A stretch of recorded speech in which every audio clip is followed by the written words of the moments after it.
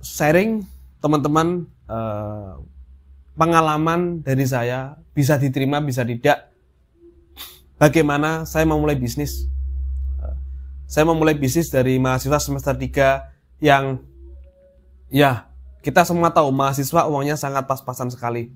Untuk hidup saja sudah alhamdulillah ya. Untuk bayar UKT dan lain-lain, apalagi kita membangun bisnis, membagi waktu dan lain-lain. Maka bisnis itu soal kapasitas. Saya selalu mengatakan bisnis ini soal kapasitas.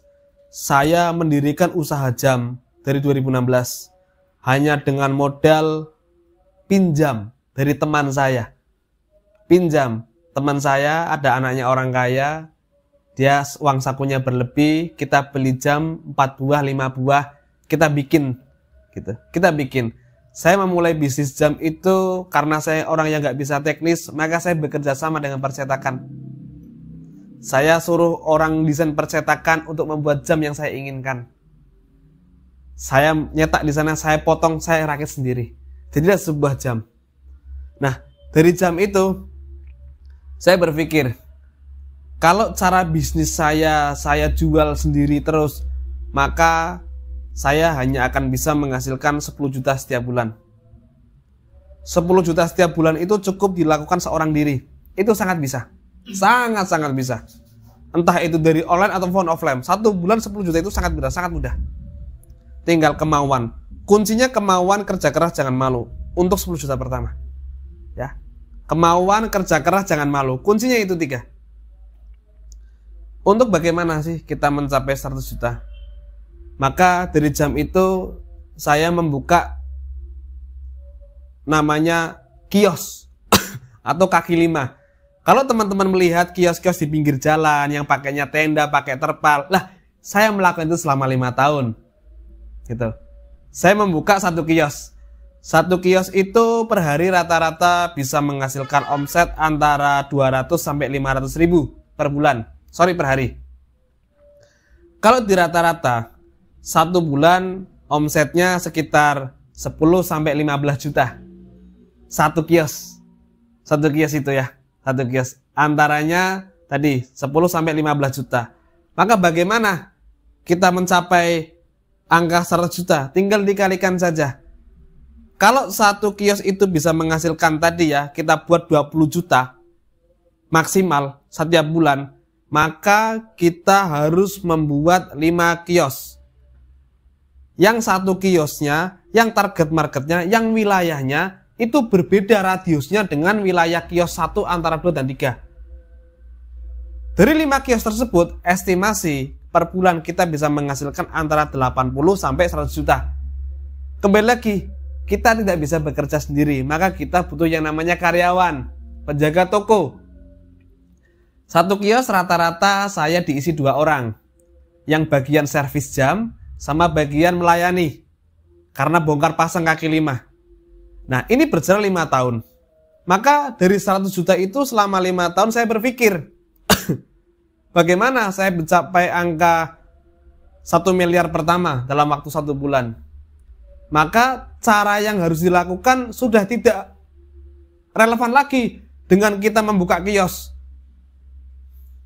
Kalau saya harus membuka sampai 100 kios untuk mencapai 1 miliar, itu butuh tenaga yang luar biasa banyaknya. Butuh karyawan minimal 200 berarti. Kalau 1 kios estimasinya 2 orang, agar 1 miliar saya mencapai 1 bulan, saya harus buka 100 kios. Maka saya butuh namanya 200 karyawan. Wah, itu ongkos gajinya juga besar, effortnya besar, kontrolnya juga besar. Maka ini adalah cara terbodoh jika saya melakukan itu. Opsi C atau opsi terakhir, 1 miliar pertama 100 kios. Saya berpikir, bagaimana agar tetap ada 3 atau 4 kios, tapi bisa menghasilkan sales 1 miliar.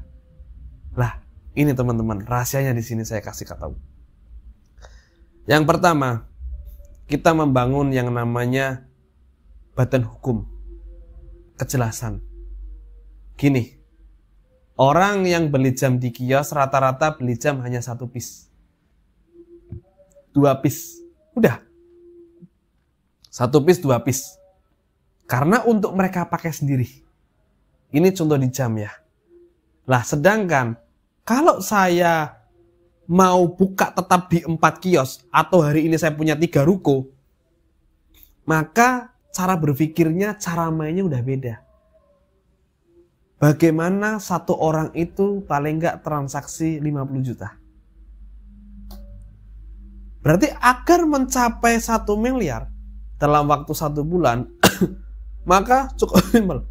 Bagaimana 3 toko tersebut rata-rata salesnya itu di angka sekitar 50-100 juta. Maka apa? Cara modelnya? Customernya jelas tidak sama. Kalau orang satuan, orang umum, middle low. Orang menengah bawah, orang bawah itu beli umum. Tapi untuk kita transaksi per 1 unitnya itu atau satu transaksi 50 juta, maka harus melakukan B2B. Business to business. Apa salah satunya? Saya punya toko. Salah satu toko Shopee yang saya suplai hari ini. Dia rata-rata transaksi sekian antara 3 sampai 4 ribu per bulan. Satu.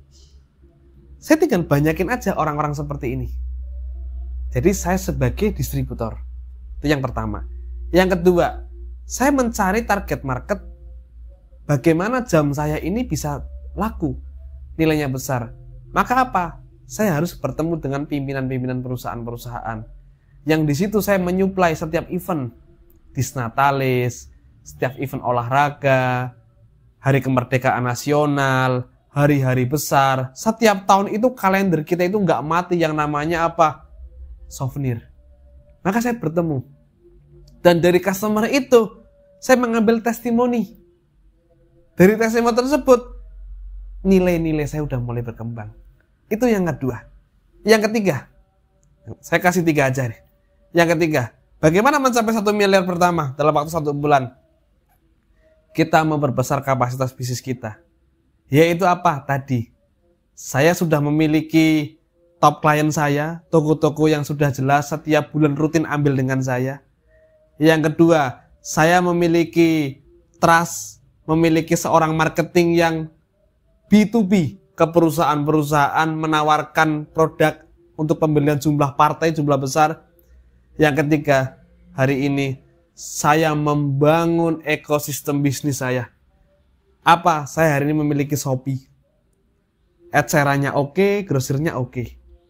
Hari ini saya memiliki Meta Ads atau Meta yang menghasilkan omset tak kalah bagus. Hari ini saya bermain di Google. Hari ini saya bermain di setiap lini usaha. Itu diakumulasi 1 bulan kita bisa menghasilkan dari 1 miliar. Bagaimana agar 1 miliar ke 10 miliar? Dalam waktu 1 tahun. Apabila kita menginginkan sales kita 10 miliar dalam waktu 1 tahun, kalau udah 10 miliar angkanya sesuai kapasitas, kita hanya bicara per 1 tahun. Nah, bisnis ini nggak bisa dikatakan selalu untung. Ada kalanya rugi. Katakanlah dari 12 bulan kita rugi di 3 bulan. Bulan-bulan apa gitu? Katakanlah bulan Maret, bulan Juni sama bulan September contoh saja kita rugi 3 bulan. Akumulasi neraca keuangan kita tetap untung. Karena apa? Kita tahu di saat mana kita untung, di saat mana kita rugi, di saat mana kita harus spending iklan jumlah besar, di saat mana kita harus nggak iklan. Nah, itu harus jelas. Maka namanya butuh proyeksi penjualan. Proyeksi penjualan itu, maka kita harus buka yang namanya gudang. Maka saya membuka, insya Allah gudang di Jakarta. Saya membuka gudang saya di mana? Di Bandung. Saya membuka gudang saya mana? Di Jogja. Nah, gudang ini yang sama-sama bagaimana setiap bulan paling tidak kita 1 miliar. Gitu. Jadi angka kalau per bulan kita 1 miliar, 1 tahun diakumulasi kita bisa 12 miliar. Nah, itu level. Dari kecil saya tidak memiliki modal, saya pinjem teman saya untuk beli barang, sampai hari ini alhamdulillah perusahaan cukup besar. Gitu. Nah, Ini bisnis saya itu bisnis yang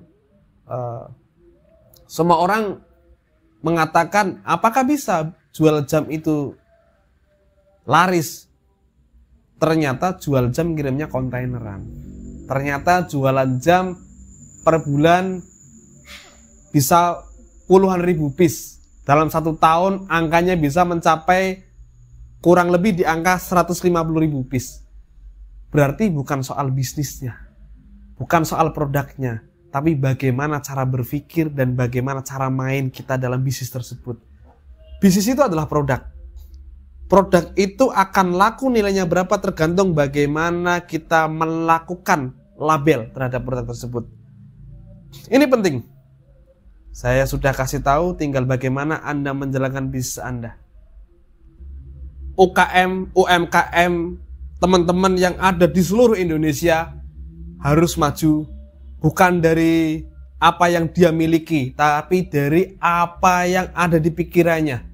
Apa yang ada dalam cita-citanya, apa yang ada dalam kemauannya. Artinya tidak ada batasan di era sekarang. Kembali lagi saya tekankan, saya orang yang nggak bisa online atau tidak menguasai teknis secara online, tapi hari ini saya menguasai bisnis itu hampir 100% di semua lini usaha saya online. Ini sebuah contoh dan saya akan buka kisi-kisinya. Yang pertama, saya di sini membuka namanya program magang bagi teman-teman yang ada di seluruh Indonesia. Kalian akan diajarkan di sini bagaimana membangun ekosistem bisnis, bagaimana membangun sebuah KPI yang bisa membuat setiap individu itu growth. Bagaimana menjalankan bisnis dengan puluhan orang yang terstandar. Bagaimana meningkatkan level bisnis dari puluhan, ratusan sampai miliaran. Di sini akan diajarkan ilmunya gratis, free. Kita tidak pungut biaya. Kita hanya butuh komitmen. Kenapa? Saya membuka anak-anak muda yang ingin belajar bagaimana strategi membangun bisnis. Silakan camp, menginap di perusahaan saya selama minimal 3 bulan. Kalian akan menerima program magang yang di situ kalian akan diajarkan bagaimana menjadi seorang spesialisasi. Harapannya apa? Bisnis saya itu bisnis yang tidak akan pernah mati karena souvenir. Bisnis yang setiap tahun itu tidak termakan waktu. Bisnis yang kebutuhannya itu setiap tahun sangat tinggi. Nah, saya membuka teman-teman yang ingin membuka diri, belajar bisnis, silakan bisa belajar ke sini. Syukur-syukur bisa sebagai cabang saya. Nah, ini strategi saya dalam pembukaan cabang bahwa hari ini saya siap memberikan ilmu secara gratis, secara cuma-cuma dalam waktu 3 bulan. Dan saya berharap dari 3 bulan tersebut, teman-teman bisa melakukan sesuatu hal yang besar di bisnisnya, menaikkan top level bisnisnya. Nah, itu yang pertama. Bahwa di sini menerima program magang sudah berjalan dan alhamdulillah di kota-kota besar banyak mitra-mitra kita yang bisa belajar dari sini dan mereka juga punya bisnis mereka sendiri yang cukup berkembang hari ini. Yang kedua, satu-satunya cara untuk kita bisa bertumbuh adalah kita memperluas jaringan. Kita bertemu dengan pengusaha-pengusaha yang lain. Maka saya sarankan kita berkumpul, kita bertemu di sebuah wadah yaitu WhatsApp atau Telegram. Di situ kita saling bertukar informasi, berkomunikasi. Hari ini tidak ada yang jauh. Hari ini semua dekat karena semua ada teknologi. Hari ini ada namanya AI. Bagaimana kita bisa berkomunikasi dengan orang di luaran sana dan kita bisa mengetahui informasi yang secara lengkap dan detail. Maka pentingnya kita membuka wawasan dan membuka diri. Jangan pernah membatasi dan melabeli diri kita tidak mampu. Jangan pernah membatasi diri kita itu kekurangan. Tidak. Itu hanya ada dalam pikiran. Orang-orang hebat adalah orang-orang yang terus ingin berkembang dan ingin memberikan manfaat untuk orang lain. Maka penting di situ. Yang terakhir, yang nomor 3, segala bisnis itu harus memiliki tujuan yang jelas. Harus memiliki visi, misi, core value yang jelas. Maka jika Anda ingin berkembang untuk bisnisnya dari level terbawah sampai menjadi level terbaik di bisnis Anda, sangat bisa. Contohnya gampang, jika di bisnis Anda sudah ada orang-orang yang besar, maka artinya Anda bisa menjadi besar. Maka artinya Anda bisa jadi seperti apa yang Anda inginkan. Maka Anda bisa menjadi seperti apa yang hari ini Anda lihat kompetitor Anda lebih baik daripada Anda.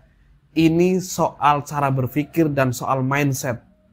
Adalah kunci bahwa kesehatan mental dan pikiran itu utama daripada produk kita. Produk itu adalah benda mati, pikiran kita itu adalah hidup. Maka jika Anda ingin memulai berbisnis, maka belajarlah dari seorang bisnismen yang ahli. Dan bertemulah dan berkumpul dari seorang bisnismen yang ahli. Jika Anda menyerahkan sesuatu bukan pada ahlinya, maka tinggal tunggu saja kehancuran bisnis Anda. Ini hadis Rasulullah. Saya seorang muslim, saya mengalami tersebut. Jadi bukan bisnis Anda yang salah, tapi mungkin cara Anda dalam melakukan bisnis tersebut dan cara Anda dan tim Anda menjalankan bisnis tersebut itu mungkin itu yang bermasalah di situ. Sekian, salam sukses untuk usaha kita bersama. Semoga kita bisa saling berbagi dan beramal untuk jalan menuju kesuksesan dan kebermanfaatan di usaha kita. Sekian, terima kasih.